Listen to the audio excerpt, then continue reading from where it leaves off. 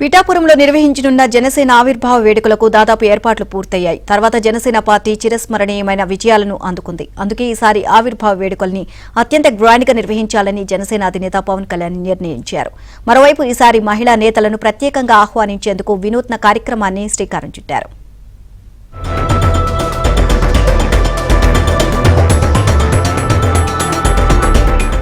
జనసేన ఆవిర్భావ వేడుకలకు ఈసారి పవన్ కళ్యాణ్ ఎమ్మెల్యేగా ప్రాతినిధ్యం వహిస్తున్న పిఠాపురం వేదికైంది. మార్చి 14న పెద్ద ఎత్తున జనసేన ఆవిర్భావ వేడుకలు నిర్వహించేందుకు పార్టీ శ్రేణులు అన్ని ఏర్పాట్లు చేశాయి. ఈ బహిరంగ సభకు పార్టీ శ్రేణులు పెద్ద ఎత్తున హాజరయ్యేలా జనసేన అధినాయకత్వం ప్రణాళికలు రూపొందించింది. ఎన్నికల్లో విజయం తర్వాత నిర్వహించనున్న తొలి ఆవిర్భావ సభ కావడంతో ఈ వేడుకలను ఆ పార్టీ ప్రతిష్టాత్మకంగా తీసుకుంది. ఏపీలో కూటమి ప్రభుత్వం పగ్గాలు చేపట్టడంలో జనసేన కీలకంగా వ్యవహరించింది.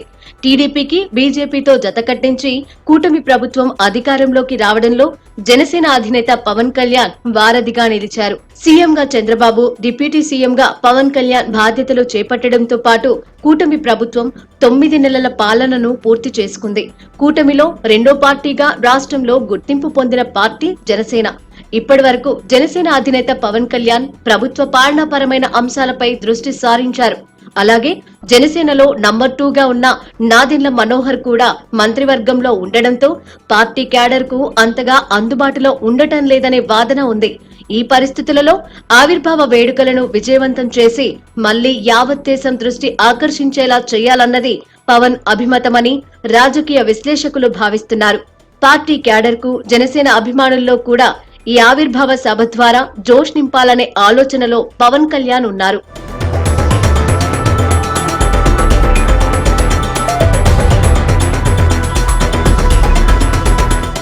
జనసేన పార్టీ ఆవిర్భావ దినోత్సవం సందర్భంగా 3 రోజుల పాటు పార్టీ ప్లీనరీ నిర్వహించాలని అధినేత పవన్ కళ్యాణ్ నిర్ణయం తీసుకున్నారు. మార్చి 12, 13, 14వ తేదీల్లో పిఠాపురం నియోజకవర్గంలో ఆవిర్భావ దినోత్సవ ప్లీనరీ నిర్వహించబోతున్నారు. గతంలో అధికారంలో లేకపోయినా ఆవిర్భావ సభల్లో పవన్ ప్రసంగాలు కూడా వాడివేడిగా ఉండేవి. అయితే ప్రభుత్వంలోకి వచ్చాక పవన్ దూకుడు తగ్గిందనే చర్చ జరుగుతోంది. ఈ నేపథ్యంలో తిరిగి జనసేన పార్టీ కార్యకర్తలు తన అభిమానుల్లో జోష్ నింపేందుకు పవన్ ప్లీనరీని వాడుకునే అవకాశం ఉంది.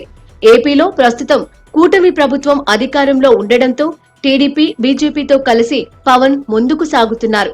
అయితే భవిష్యత్తులో రాజకీయ పరిస్థితులు ఎలా మారినా జనసేన పార్టీకి ఇబ్బంది లేకుండా ఉండాలంటే క్షేత్రస్థాయిలో బలపడాల్సిన అవసరం ఎంతో ఉంది. అందుకే పార్టీ పటిష్టతపై పవన్ ఫోకస్ పెడుతున్నారు. ఇందులో భాగంగానే ఒక్కరోజు జరగాల్సిన పార్టీ ఆవిర్భావ సభను కాస్త ప్లీనరీగా 3 రోజుల పాటు నిర్వహిస్తున్నట్లు తెలుస్తోంది. ఇందులోనే పార్టీలో నేతల చేరికలు కూడా ఉంటాయని సమాచారం. జనసేన ఆవిర్భావ సభ నిర్వహణ కమిటీలతో మంత్రి నాదెండ్ల మనోహర్ సమావేశం నిర్వహించి పలు సూచనలు కూడా చేశారు.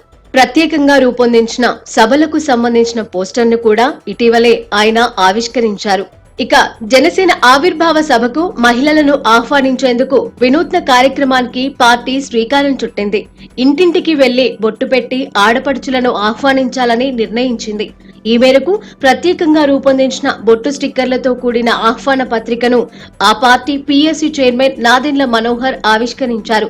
ఈ సభ ద్వారా పవన్ కళ్యాణ్ తన పార్టీ భవిష్యత్తు కార్యాచరణతో పాటు అభివృద్ధి కార్యక్రమాలపై క్యాడర్ కు దిశానిర్దేశం చేయనున్నారు.